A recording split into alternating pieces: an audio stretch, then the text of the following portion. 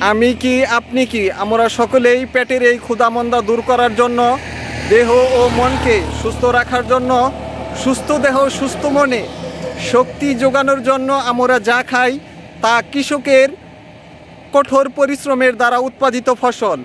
এই ফসল কৃষক যাতে স্বল্প মূল্যে চাষাবাদ করতে পারে সেই জন্য আমরা যুবদল, ছাত্রদল, স্বেচ্ছাসেবক দল সহ বিএনপির সকল অঙ্গ সহযোগী দল মিলে সকলেই স্বল্প মূল্যে জরুরি কৃষি সেবা পণ্যগুলো কৃষকের হাতে পৌঁছিয়ে দেওয়ার উদ্যোগ গ্রহণ করেছি।